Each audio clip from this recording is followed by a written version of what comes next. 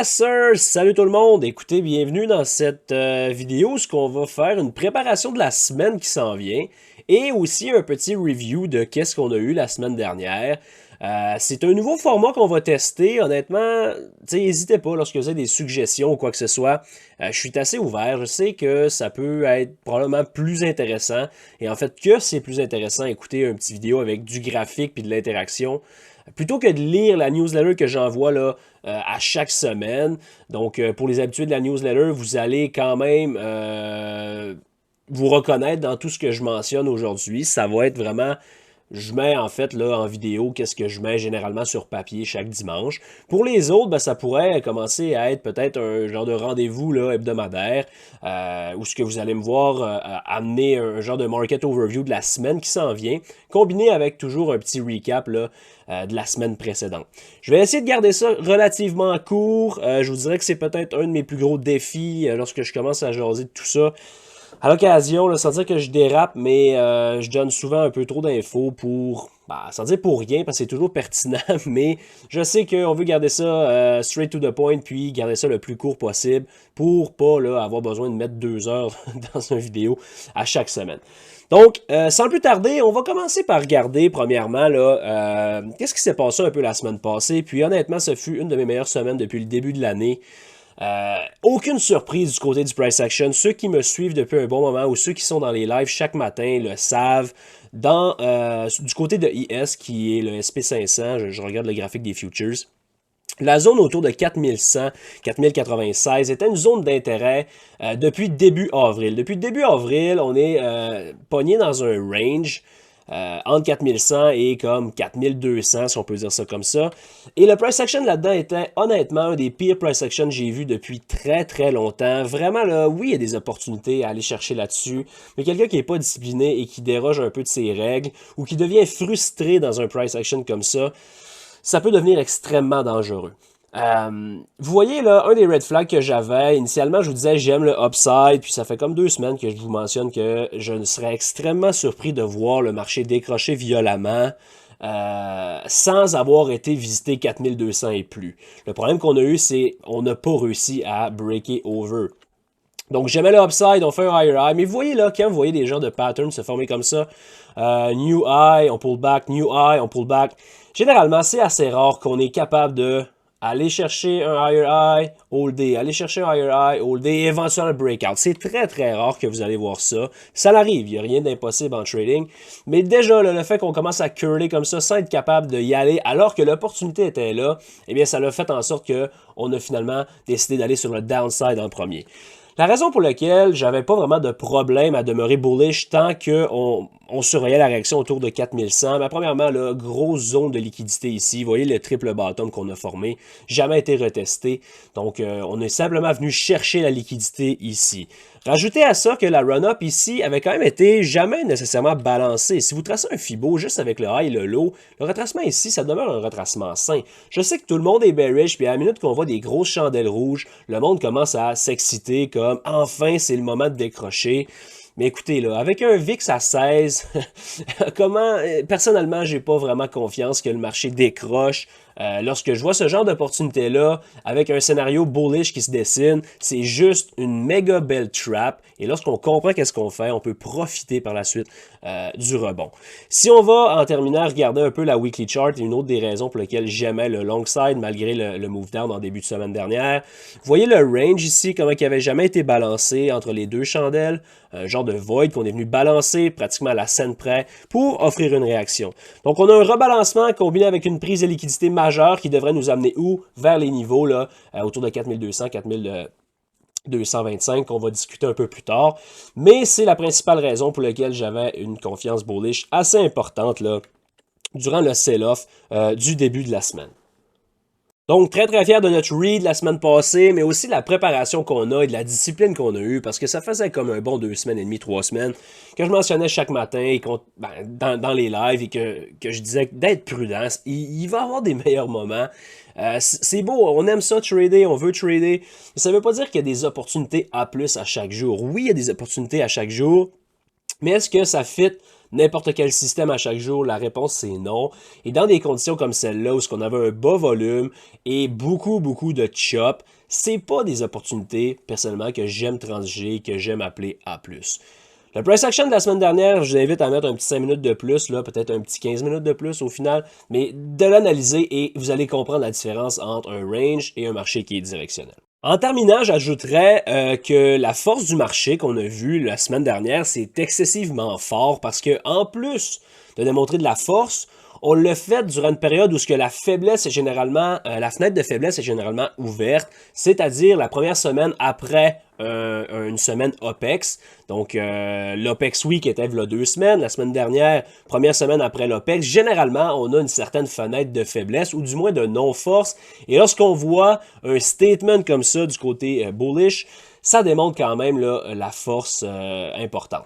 Donc, c'est pas mal ça pour le petit review de la semaine passée. Maintenant, si on regarde un peu qu'est-ce qui nous attend cette semaine, première étape pour se préparer adéquatement, vous devez absolument être conscient des nouvelles économiques. Lorsque je parle des nouvelles économiques, je vous parle pas de savoir ça va être quoi ou quel chiffre d'emploi ou quelle va être la décision de la Fed. On s'en fout un peu de la décision.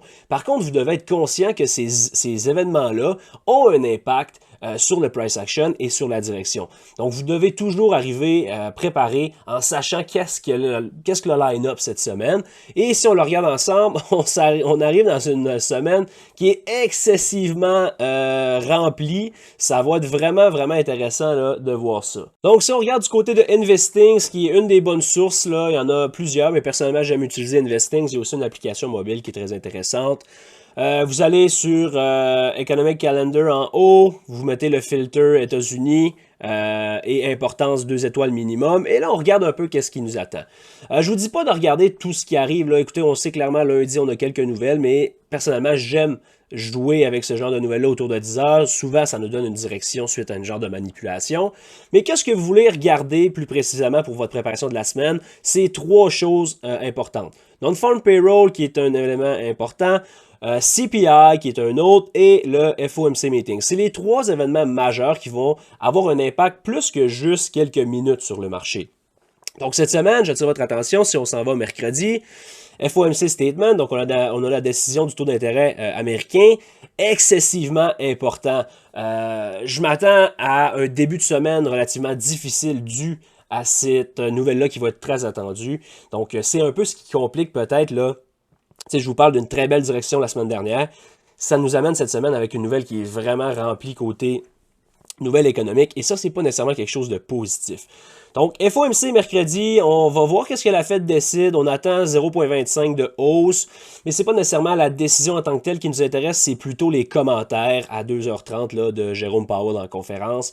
Donc, on va voir qu'est-ce qui est mentionné là-dedans, on va voir la réaction des marchés et on va s'adapter par la suite. Donc, ça, là, je vous dirais que c'est l'événement du mois, vraiment très critique. Plusieurs anticipent une pause éventuelle, donc on va voir comment qui apporte ses propos. Est-ce qu'on est super hawkish, super dovish? Ça va être intéressant de voir ça. Par la suite, jeudi, rien de trop critique et j'attire votre attention vendredi, un autre élément que je vous ai mentionné, non-farm payroll, quelque chose de critique. Ça aussi, ça a généralement un impact, pas seulement la journée de l'annonce, mais souvent une journée avant. Donc là, le problème qu'on a cette semaine, c'est qu'on a un FOMC le mercredi. Généralement, on a une belle direction par la suite, mais là, on a une autre nouvelle importante le vendredi. Donc ça va être très difficile de naviguer tout ça. Qu'est-ce qui est important de voir avec le non-farm payroll? Encore une fois, le chiffre plus ou moins pertinent pour qu'est-ce qu'on fait, sauf que c'est évident là, que c'est en ce moment, je vous dirais, le gros focus est là-dessus. La réaction du marché du travail commence à se faire sentir tranquillement là, versus le tightening de la Fed. Donc ça, c'est un élément qui va avoir notre intérêt cette semaine.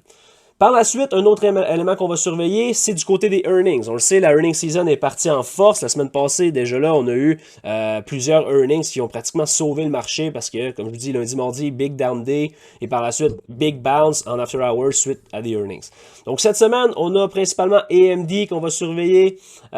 Évidemment, Apple jeudi, sinon quelques autres titres, le Shopify, SQ, QCOM, des titres qu'on transige à l'occasion. Donc personnellement, durant ces semaines-là, j'essaie de me tenir loin de trader ces titres-là du côté des options, étant donné que le IV est vraiment juicé. Avec les nouvelles que je vous ai dit aussi, FOMC Non-Farm Payroll, attendez-vous de voir les options sur les indices avec un IV qui est vraiment juicé aussi. Donc, soyez prudents si jamais vous voyez que les contrats bougent mal. Ben, c'est entre autres expliqué là, par le IV qui est beaucoup trop élevé. C'est aussi une des raisons pour lesquelles, personnellement, j'adore transiger les futures durant ces moments-là. Bon, maintenant qu'on sait un peu à quoi s'attendre côté de la semaine, on va aller jeter un œil à certaines références. Vous allez voir, personnellement, je travaille principalement avec 3 références. On parle du dollar US, on parle du VIX et on parle des yields. Donc, on va commencer immédiatement avec le dollar US. Très difficile de le lire récemment. Il y a de ça 2 semaines, on est venu faire un lower low, réaction intéressante. Et depuis ce moment-là, personnellement, je surveillais la réaction autour ici entre 102 et 101.6. On a rangé une semaine de temps et cette semaine, on a quand même eu du beau mouvement directionnel, mais qu'est-ce qui est très peu commun, qu'est-ce qu'on a vu cette semaine, c'est d'avoir un dollar souvent qui divergeait avec les indices. Généralement, on a, exemple, un dollar qui est fort, les indices devraient démontrer de la faiblesse. On a un dollar qui est faible, les indices devraient démontrer de la force. Cette semaine, à plusieurs reprises, on a eu des offsets de ce côté-là et c'est pas nécessairement qu'est-ce qui est le plus évident à transiger lorsque ça se produit. Est-ce qu'on a réussi à en profiter quand même? Évidemment, mais il y a quand même là, un petit bémol à tout ça. J'aime la réaction vendredi. Vous voyez la prise de liquidité sur le double top, puis une grosse rejection. Personnellement, je demeure bearish sur le dollar jusqu'à preuve du contraire. Par contre, on va voir tantôt un peu plus dans le technique sur l'analyse des indices que éventuellement, évidemment, que je vais reflipper bearish, mais personnellement, je vois encore aller le marché un petit peu plus haut et j'aimerais que ça soit accompagné d'un dollar qui démontre de la faiblesse. Je ne crois pas à ce support-là. Personnellement, je pense que c'est un target important où ce qu'on devrait blower agressivement et je vois le chiffre 100 arriver relativement rapidement en cas de faiblesse. Pour avoir eu un petit peu plus confiance au scénario que je viens de vous mentionner là, vous voyez le chiffre ici 102, 232. Honnêtement, j'aurais aimé qu'on aille liquider ce top-là avant d'aller plus bas. À ce moment-là, j'aurais encore une plus grande confiance. Le fait qu'on ne liquide pas ce top-là pourrait laisser la porte ouverte là, à une certaine force. Et si jamais on demande de la force en début de semaine, clairement, ça devient notre target et c'est cette réaction-là qu'on va surveiller. Est-ce qu'on peut break and go et amorcer un rallye plus important? Qu'est-ce qui pourrait confirmer un revirement important sur les indices? Ou est-ce que ce top-là va seulement être take-out avant d'aller rapidement chercher le target qu'on a en tête? Ça va être à surveiller, mais personnellement, c'est les 2 niveaux-là que je vais avoir de mon intérêt cette semaine. Par la suite, du côté du VIX, écoutez, si vous êtes quelqu'un qui est habitué de travailler avec le VIX, j'espère que vous n'êtes pas trop inquiet actuellement. Personnellement, je le répète, ça doit faire à peu près 1 an. Le VIX, il faut faire attention avec ça. Oui, c'est une référence qui est valide, mais écoutez, si vous êtes long VIX et long indice actuellement et vous achetez des calls sur le VIX pour vous protéger, vous ne comprenez pas qu'est-ce qui se passe actuellement.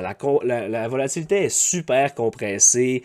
Regardez le marché quand il s'est mis à casser 4100 cette semaine. Regardez le bounce sur le VIX. Est-ce que vous trouvez ça agressif? Est-ce que vous trouvez ça comme dangereux? La réponse c'est non. Et c'est un des éléments qui, encore une fois, avec tout ce que je vous ai mentionné, qui corroborait un peu là, mon manque de confiance sur le short side sur les indices. Je le répète et je l'ai répété plusieurs fois, mais le prochain leg down sur les indices risque de devoir être amorcé par un événement et non pas simplement un break technique.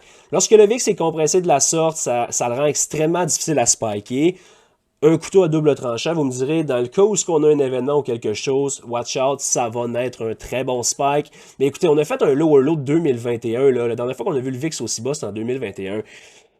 Et on est techniquement encore en bear market. Donc je sais que c'est peut-être difficile à concevoir, mais arrêtez d'essayer de vous battre contre ça. C'est pas parce que c'est cheap que ça vaut la peine de l'acheter. Vous comprenez? Ça, c'est une erreur que beaucoup de gens font. Et actuellement, le VIX est compressé, la volatilité essaie d'être supprimée, et c'est exactement ce que la Fed veut. Donc, don't fight the Fed, que ce soit sur le upside ou sur le downside.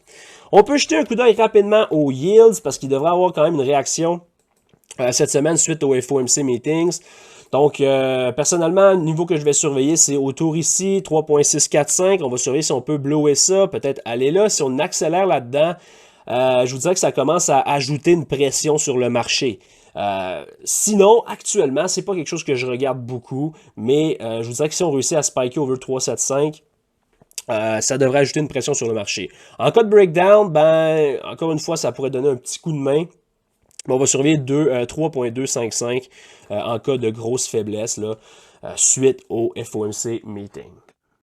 Maintenant, je veux qu'on revienne rapidement sur le dollar US. Petit point que j'ai oublié de mentionner tantôt. Je vous mentionnais qu'il y avait des offsets quand même relativement importants entre les indices et le dollar.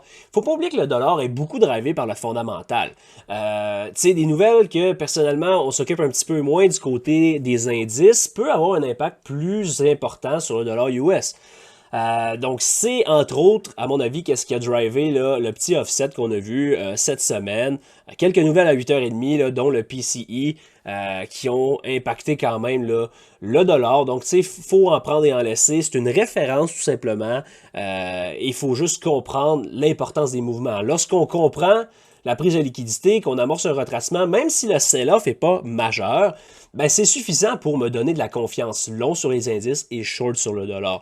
Donc, tu sais, c'est quelque chose qu'on regarde un petit peu plus, bigger pictures, un petit peu plus reculé, mais comprendre tout ça, ça va vous aider là, à framer votre direction avec les indices. Donc maintenant qu'on a fait un petit overview des références, revenons aux choses sérieuses et regardons ensemble le SP500. Qu'est-ce que je vois cette semaine d'un point de vue technique? Premièrement, je le répète, mais honnêtement, là, voir ce mouvement-là, puis je l'ai répété la semaine passée, puis lorsque j'ai vu qu'on amorçait le reversal, je mentionnais dans le groupe que personnellement, si ce n'était pas de la semaine qui s'en vient, ça ferait longtemps que je serais positionné sur le long side de façon heavy, parce que c'est vraiment, vraiment beau.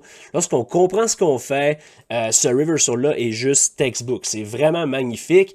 Sauf qu'il faut comprendre l'importance des nouvelles, comme j'ai dit, et la semaine qui s'en vient est vraiment critique. Donc, je vais vous donner mon outlook quand même de qu'est-ce que je vois sur le long side et qu'est-ce que je vois sur le short side.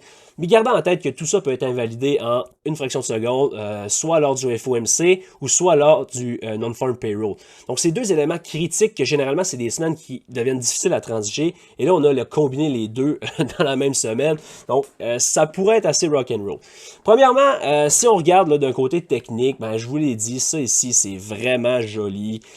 Oui, on bounce sur les EMA, mais c'est pas la raison pour laquelle on bounce là-dessus. Certaines personnes, même personnellement, je surveille à l'occasion 2 close under la 21, ça signifie un changement de tendance. Mais c'est la raison pour laquelle je suis pas fan d'indicateurs de la sorte. Oui, on peut s'aider de ça, mais si vous dites, hey, on a 2 close under la 21 EMA, je rentre short solide, je pense qu'on décroche. Vous comprenez juste pas qu'est-ce qui se passe ici. Prise de liquidité, rebalancement, comme je vous dis, et là, on amorce un move up intéressant. Pensez-vous vraiment que le marché va laisser ce high-là en place après le reversal qu'on vient de faire? La réponse, c'est non. Dans un scénario bullish, je m'attends de voir 4200 très rapidement être take-out. Par la suite, on va surveiller 4223. C'est la deuxième zone qui va avoir mon intérêt. Puis, on va surveiller 4243, 4244, qui est une zone critique. Dans cette zone-là, c'est vraiment, là, je vous dirais, le plus gros de la liquidité depuis septembre l'année passée. C'est là qu'il réside actuellement. À partir de là, personnellement, ça va être mon target et je vais surveiller la réaction là-dedans. Il y a deux choses qui peuvent arriver.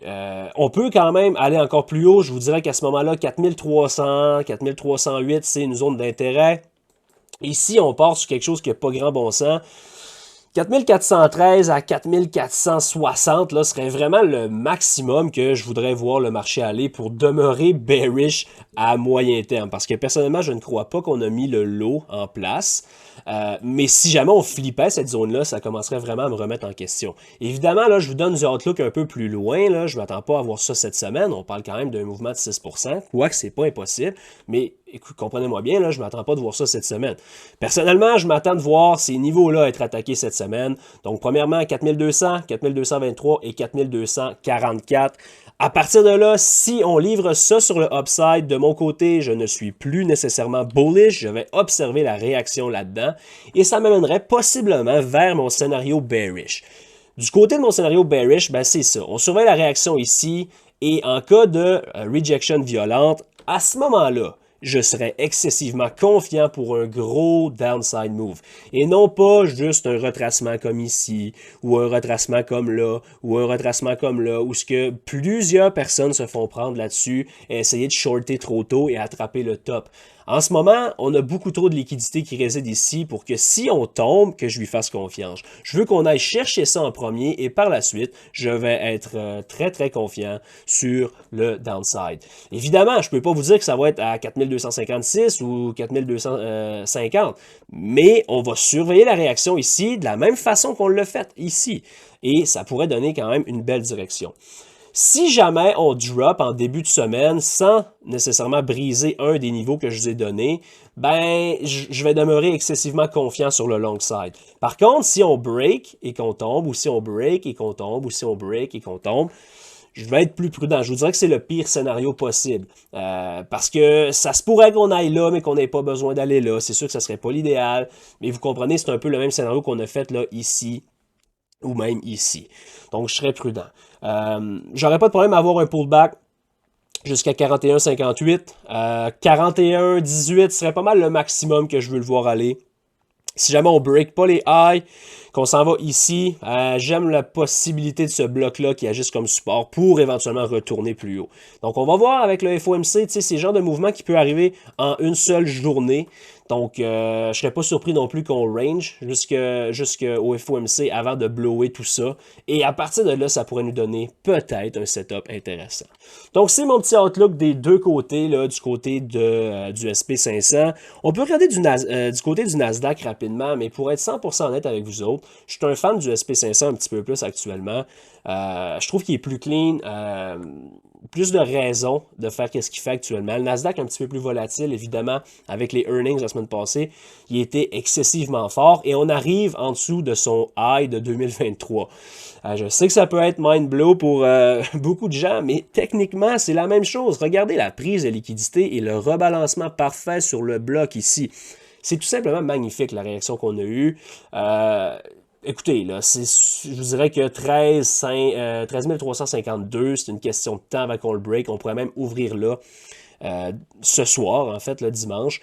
Ça serait une possibilité. Personnellement, qu'est-ce que j'aimerais, c'est un certain retracement pour aller attaquer ça, qui est notre target vraiment, vraiment majeur. Là. Ça va être un aimant, à mon avis, on va aller là rapidement. Et par la suite, on va surveiller la réaction, mais étant donné que si on combine ça avec le scénario sur IS, je pense qu'on a du upside minimum jusqu'à 13,550. Vous voyez le petit gap qu'on a ici en daily, mais aussi en weekly. C'est quelque chose que je m'attends d'être testé. Et par la suite, là, on arrive dans un sweet spot où ce qu'on veut être vraiment prudent. Ça se peut qu'on explose sur le upside pour éventuellement peut-être aller à 14 000, 14 070. Personnellement, je trouve ça très haut, mais bon, faut quand même être préparé. Encore là, je pense pas que ça va être cette semaine, je vais juste vous donner mon outlook. Mais si on réussit à flipper 13 300, 13 650 environ, là, ça commencerait à être un peu critique pour les Bears, honnêtement. Personnellement, comme je dis, je vais jouer le move jusque-là, on surveille la réaction, par la suite, on va se faire un plaisir de jouer un côté comme de l'autre. Mais pour cette semaine, le high de 2023 est un élément critique, et par la suite, 13 550. Donc voilà pour NQ. Donc comme je vous dis, ça va être vraiment important de surveiller l'ordre dans lequel les choses arrivent. C'est un concept que je mentionne souvent là, dans les lives, mais si on take out le high et qu'on flush par la suite, on peut faire confiance. Si on flush sans le briser, personnellement, j'ai toujours un intérêt sur le long side et ça va être un peu l'approche que j'ai cette semaine. Maintenant, si on regarde une coupe de titres que j'ai en note et que j'ai à l'œil cette semaine, on commence ça avec Nvidia, qui est un titre sur un Monster Move qui fait pas grand-chose depuis comme un mois. Dans un range, la raison pour laquelle je l'aime cette semaine, c'est que c'est les earnings de AMD qui, si on le regarde rapidement, du côté des AMD, j'aime beaucoup le setup bullish. Ça fait un bon moment que je le mentionne. Là. On n'a pas encore eu notre signal, mais j'attends le renversement et pour l'instant, il commence à me montrer quelque chose d'intéressant. Le problème, c'est que j'aime pas trader les titres lorsque c'est les earnings durant la semaine, à moins qu'on y aille sur les shares. Mais sinon, là, trader ça avant les earnings ou durant les earnings, c'est du casino et je n'aime pas le casino. Donc, je vais me tourner vers Nvidia, qui est un titre du même secteur, excessivement fort aussi. Et surveiller le double top ici. Donc, en cas de higher high, je pense qu'on peut aller attaquer 2,80 très rapidement. Et par la suite, le prochain target sera autour de 2,90, 2,92. Sur le short side, j'ai pas beaucoup d'intérêt, étant donné mon scénario un petit peu plus bullish sur les indices. Mais si jamais on perd 2,70, je pense que ce double bottom-là pourrait être violé très, très rapidement. Donc, un breakdown massif pourrait nous amener à 2,60, 2,58, par la suite 2,51. Si on se rend là, c'est probablement parce que les indices vont avoir fait un scénario comme un genre de fake out up avant de dropper. Donc ça, c'est quelque chose qui pourrait être intéressant, mais je ne suis pas convaincu pour cette semaine. Un petit bonus du côté de MU, ceux qui me suivent depuis un moment le savent. Ce titre-là, là, ça fait comme... Je le surveillais ici pour le break, jamais arrivé ici. Écoutez, là, la zone de liquidité devient beaucoup trop importante pour qu'on ne la brise pas éventuellement. Le seul problème, c'est que je m'attends probablement à peut-être gap up demain matin et le move qu'on voulait va être invalidé. Surveillez quand même la réaction en cas de reversal. Ça pourrait être un méchant beau fake out avant d'aller plus bas. Donc juste là, petit titre sur le site à surveiller. Du côté des titres de pétrole, XOM est un titre vraiment avec un setup que j'adore. J'ai mentionné la semaine passée sur la Wick ici. Le seul bémol, c'était que les earnings étaient vendredi, donc j'avais de la difficulté à holder ça pour une longue période de temps. Maintenant que les earnings sont derrière lui, on a fait un new all-time high vendredi avant de retracer. Je surveillerai ce titre-là pour un new all-time high. Possibilité momentum qui embarque là-dedans. J'aime la base qu'on a faite, donc à surveiller sur le long side. On peut aussi regarder du côté de Oxy. Setup similaire, un petit peu moins fort, mais il pourrait catch-up rapidement. Dip dans le gap pratiquement parfait. J'aime la possibilité d'un break si jamais on s'en va over 63. On finit ça avec CVX, en est un autre là. Réaction intéressante dans le gap en cas de higher high. Ici, j'aime le test possible de 174, 175. Et tout ça est backé par une analyse assez rapide du pétrole sur le crude oil en daily. Vous voyez, même chose, pullback dans le gap qu'on est venu faire ici suite à l'annonce sur la nouvelle.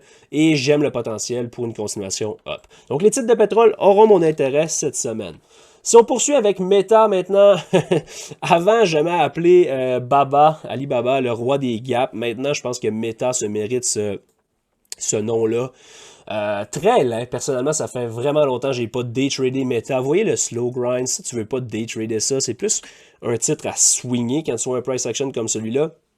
Mais swinger dans les conditions actuelles, pas non plus, là.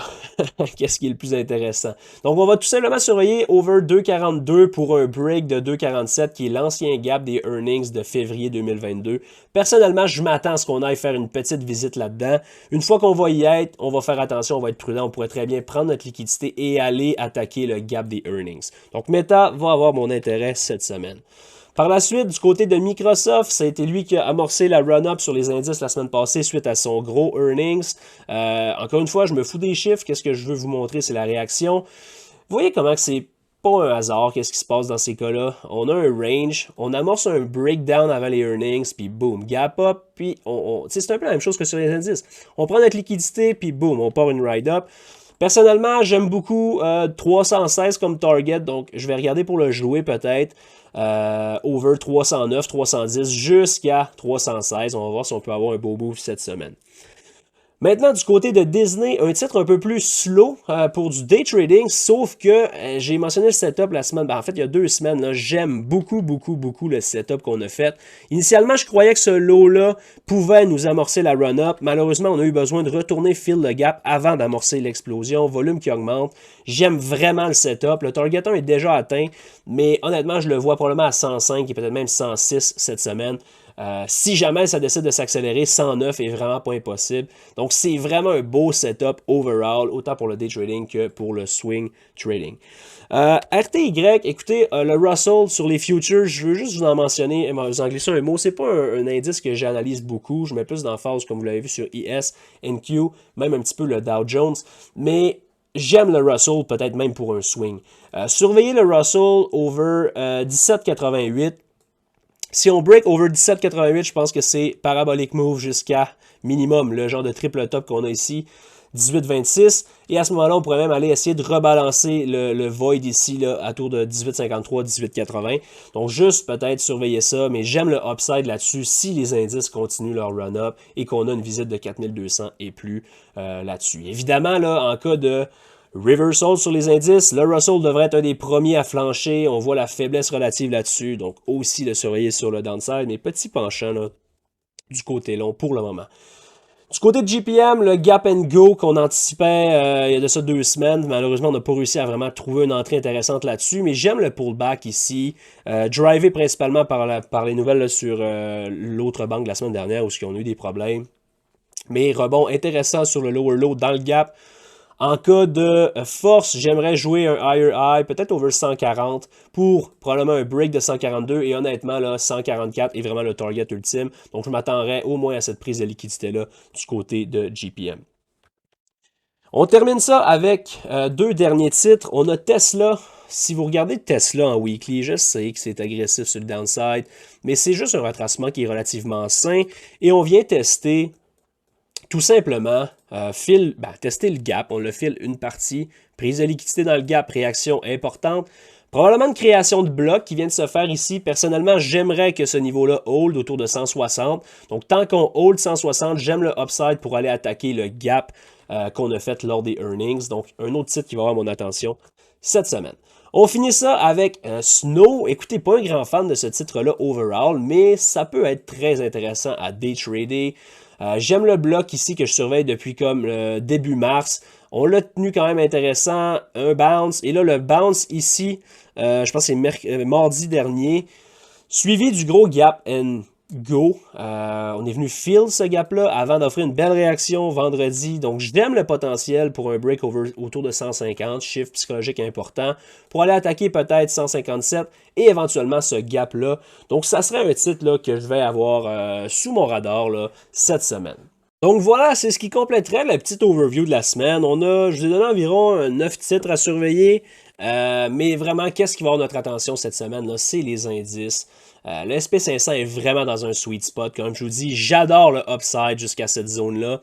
Le problème, c'est qu'on a un FOMC qui pourrait vraiment compliquer notre semaine. Et je vous le dis, je le sais que c'est plate, mais forcez rien dans des semaines comme celle-là. Vous allez vous rendre compte que c'est difficile de trader ça. Et si vous vous positionnez avant des événements comme ça, au moins n'ayez pas la prétention de dire que ah, je savais que ça allait aller là, ou c'est du casino. Écoutez, ça peut aller d'un côté comme de l'autre. On ne sait pas qu'est-ce qui peut arriver. Qu'est-ce qu'on veut, c'est se positionner suite à la réaction. Et généralement, ça peut nous donner une belle direction. Sauf que, comme je vous dis, on a un non-farm payroll qui tombe directement le vendredi, donc ça va être un peu plus tricky. Donc voilà pour ça, j'espère que vous êtes prêts. On devrait avoir une belle semaine, quand même intéressante. Je ne sais pas si ça va être beau à trader. Mais au moins, ça va être intéressant d'observer tout ça. Volatilité qui est supprimée au maximum, mais qui est quand même présente. Donc, oui, on a un VIX à 16, ou même, je pense qu'on est rendu dans les 15. Sauf que les moves intraday sont quand même violents.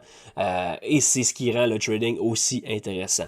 Donc écoutez, n'hésitez pas à me témoigner là, soit votre intérêt pour ce petit vidéo-là, est-ce que c'est quelque chose une formule que vous aimez, est-ce que vous voulez que je commence à faire ça chaque semaine, ou sinon, bah non Matt, moi j'aimerais mieux là, la version papier, je pense que c'est plus simple. Écoutez, donnez-moi vos commentaires, soit en privé ou soit directement dans les commentaires du vidéo, ou en réponse au courriel que je vais vous envoyer avec la liste de la newsletter. Donc, on va y aller comme ça pour l'instant. On verra comment que l'appréciation, comment que ça réagit.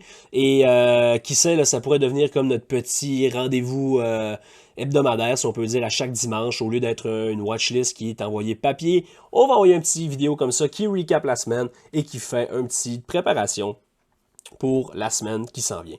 Donc sur ça, je vous souhaite une bonne semaine de trading. Soyez prudents, n'oubliez pas les nouvelles et on va voir qu'est-ce que le marché veut nous offrir. Salut tout le monde, bonne semaine.